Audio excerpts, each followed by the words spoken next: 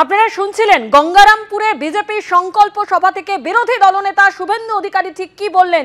তিনি বলেন যে এই সরকারকে উপড়ে ফেলতে হবে, না হলে মানুষ ভালো থাকবে না। পাশাপাশি তিনি আরো বলেন তৃণমূল সরকার থাকলে মানুষ এই রাজ্যে চাকরি পাবে না, তাই এই সরকারের বদল আনার প্রয়োজন রয়েছে। গঙ্গারামপুরে বিজেপির বিজয় সংকল্প সভা এবং সেখানে এমনই বক্তব্য রাখেন বিরোধী দলনেতা শুভেন্দু অধিকারী। তিনি বলেন দক্ষিণ দিনাজপুরের মানুষ জানেন কিভাবে 6-0 করতে হবে, এই সরকারকে উপড়ে ফেলতে হবে, না হলে পশ্চিমবঙ্গ থাকবে না। আমরা মুসলিম ভোট পাই না, আমি বলিনি চাই না, নরেন্দ্র মোদী আপনাদের সব দিয়েছে, আজ তাদের সামনে রেখে রাজনীতি চলছে। এরা ভারতীয় মুসলমান নন, এরা অনুপ্রবেশকারী রোহিঙ্গা। বিএসএফ কে জমি দেয়নি রাজ্য সরকার, আজ বাংলাদেশেও হিন্দুরা ভালো নেই বললেন বিরোধী দলনেতা শুভেন্দু অধিকারী।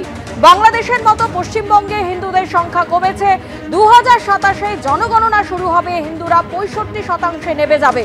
দক্ষিণ দিনাজপুরের গঙ্গারামপুরের সভা থেকে বললেন বিরোধী দলনেতা শুভেন্দু অধিকারী। পাশাপাশি তিনি আরো বলেন যে রাজ্যে কোনো চাকরি নেই, পিএসসি নেই, এসএসসি নেই। গত 1 বছরে 8,000-এর বেশি স্কুল বন্ধ করেছে তৃণমূল সরকার। এ রাজ্যে তৃণমূল থাকলে চাকরি হবে না বললেন বিরোধী দলনেতা শুভেন্দু অধিকারী।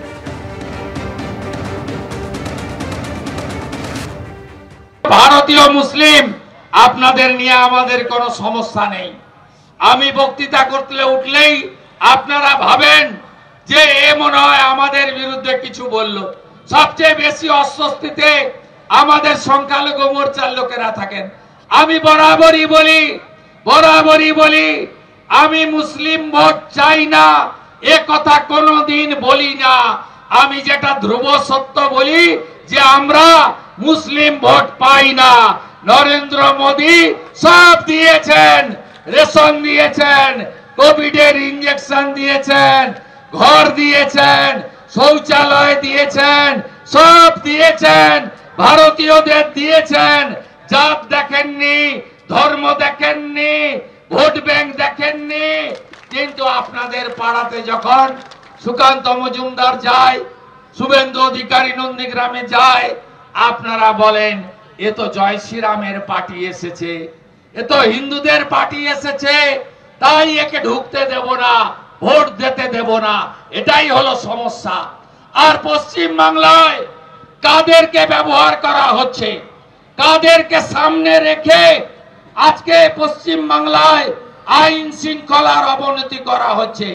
আমি মনে করি এরা ভারতীয় মুসলিম নয়। শুভেন্দু অধিকারী তিনি বলছেন গঙ্গারামপুরের সভা থেকে যে সংখ্যালঘুদের সামনে রেখে রাজনীতি চলছে, এরা ভারতীয় মুসলমান নন, এরা অনুপ্রবেশকারী রোহিঙ্গা। বিএসএফ কে জমি দেয়নি রাজ্য সরকার, আজ বাংলাদেশেও হিন্দুরা ভালো নেই, বাংলাদেশের মতো পশ্চিমবঙ্গে হিন্দুদের সংখ্যা কমেছে। এবং তিনি আরো বলেন যে এ রাজ্যে সংখ্যালঘুদের সামনে রেখে রাজনীতি চলছে। পাশাপাশি তিনি আরো বলেন আমরা মুসলিম ভোট পাই না, কিন্তু তিনি একথাও বলেন যে আমি বলিনি তা চাই না, নরেন্দ্র মোদী আপনাদের সব দিয়েছে।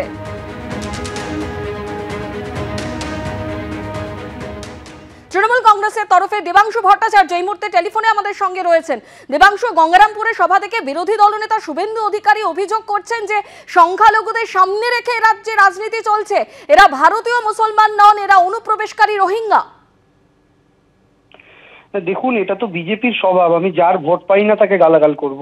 এরা শুধুমাত্র মুসলিমদের ভোট পায় না বলে মুসলিমদের গালাগালি করে তা নয়, বাঙালিদের ভোট পায়নি বলে হিন্দু মুসলমান নির্বিশেষে পশ্চিমবঙ্গের বাইরে বাঙালিদের পেটাতে শুরু করেছে।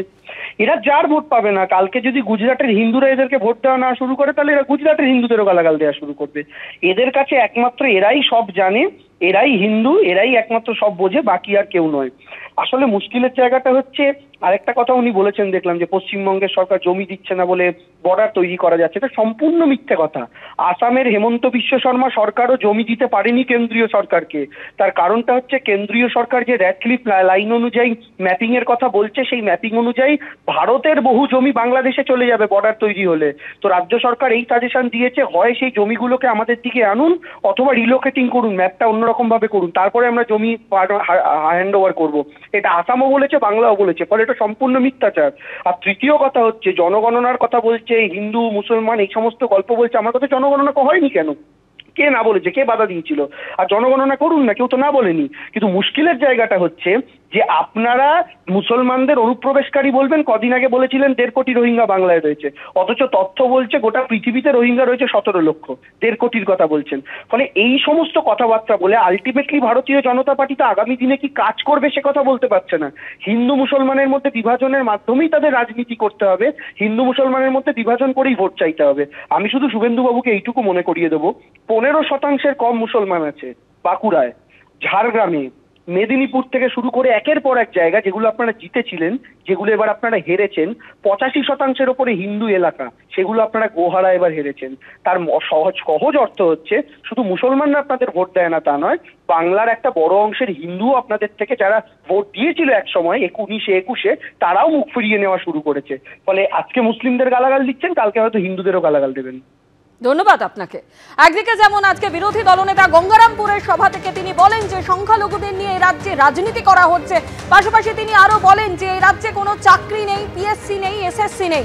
গত 1 বছরে 8,000-এর বেশি স্কুল বন্ধ করেছে তৃণমূল সরকার। এ রাজ্যে তৃণমূল থাকলে চাকরি হবে না, সবাই জোট বাঁধুন, গঙ্গারামপুরের সভা থেকে আহ্বান বিরোধী দলনেতা শুভেন্দু অধিকারী।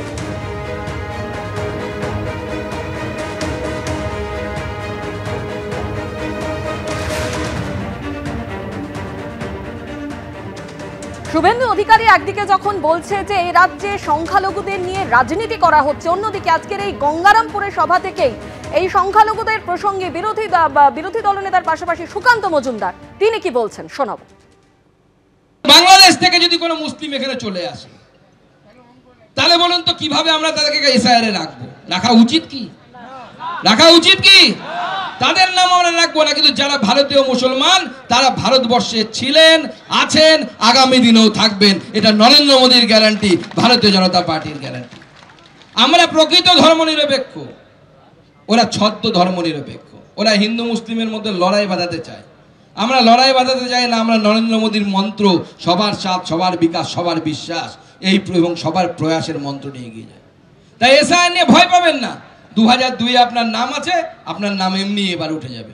আপনার নাম নেই, আপনার বাবা মার নাম আছে, আপনার নাম এমনি উঠে যাবে।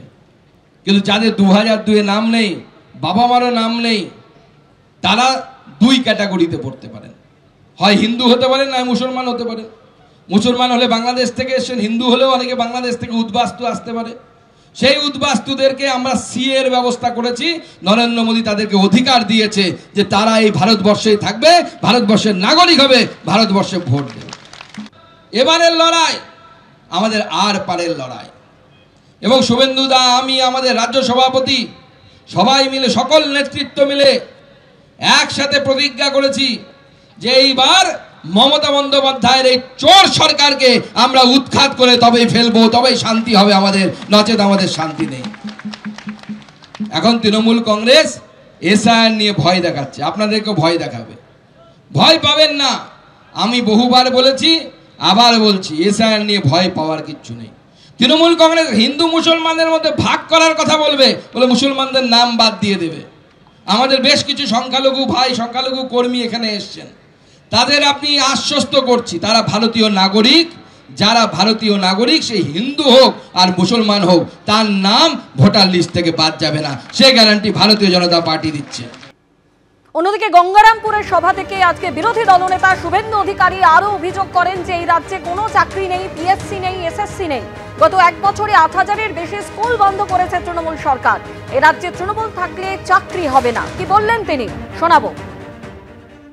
স্নাতকে মোট আসন 9,54,000, এবারে ভর্তি হয়েছে কত জানেন? মাত্র 3 লক্ষ।